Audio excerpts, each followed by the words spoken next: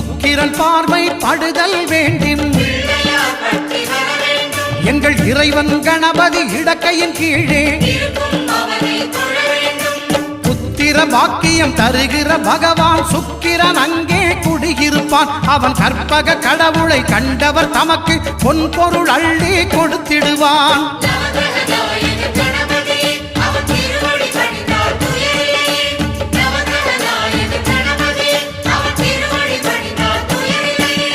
ஒன்பது கோளும் ஒன்றாய் காண